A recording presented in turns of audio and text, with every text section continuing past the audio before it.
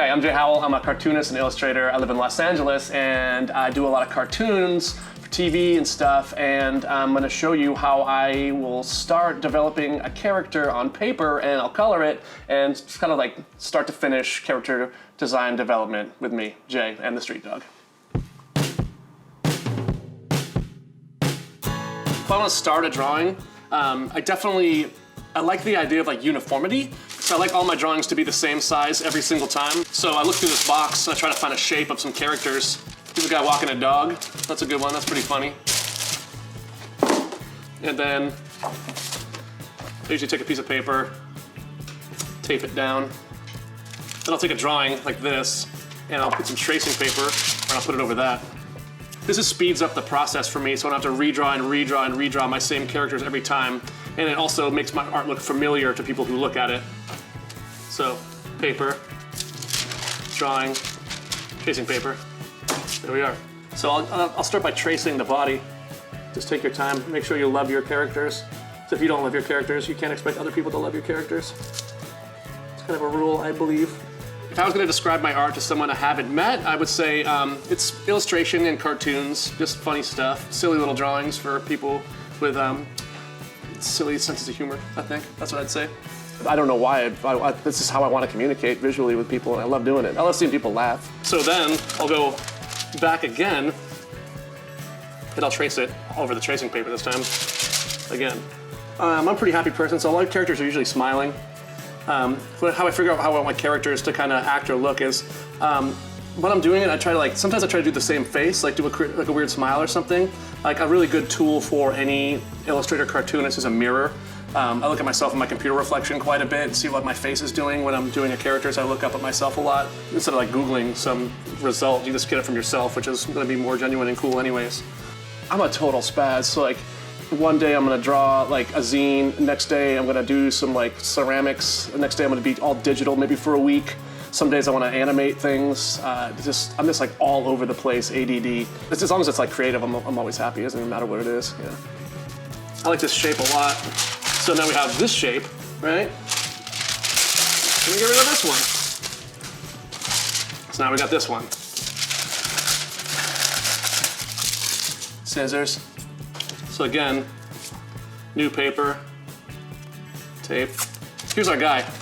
This side has pencil, this side has no pencil. But I'm gonna put him here on the paper.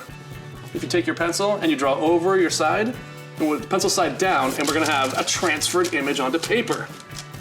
Now we got a guy, okay? So then I ink over the top of the pencil. A lot of art is about fixing your mistakes, not how good you can draw. Always remember that. If you screw up your legs, you can always just like make your pants black and fill in all the problems later. No one will ever know. So we got the basic outline now. This shape here, pretty good. So we're gonna, dry him off a little bit. And now you can erase your pencil lines. So now once these are done, you just can kind of go back in and clean your line work up a little bit. But then you add eyeballs, which is really important. I screw these up a bunch too, so that's where the whiteout comes out quite a bit, where the drawing really comes to life. It's me. It's kind of fun. And then we'll go in and add some color. When I do like pants or something like that, I usually try to pick out two purples that are like pretty close to each other. So this one's a prune. Skin tones, pants, and let's give them some shoes, maybe a dark blue. I'll lay my outfits out, then I'll just lay them in really slowly. You can only go darker, you can't go lighter, so I always lay in a light color first, knowing that I'm gonna, build off of that color, which is always helpful. So look at my second color. I like to do like a little it's almost like a little back shadowing, but if you just go in, kind of follow the back of the line here,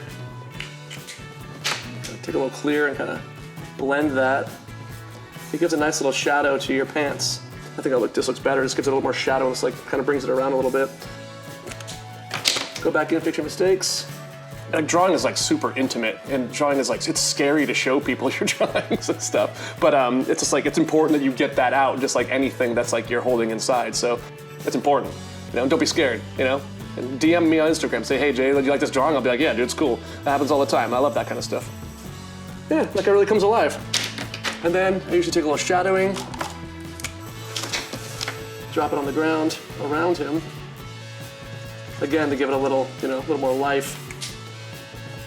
Give it some little ground effects.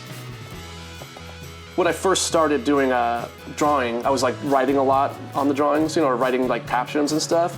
And then I got into animation and I was like, oh, here we go. Like this makes sense now. So I still think of every drawing I'm doing as a moving piece of artwork. It's almost like a frame on a cartoon. That's how I feel. And basically, gang, this is how I will do start of a character or a drawing all the time. Favorite part of making art is definitely just sharing with people and just seeing what else is out there. Just like, we're all here together. Let's just share our stuff and have a good time.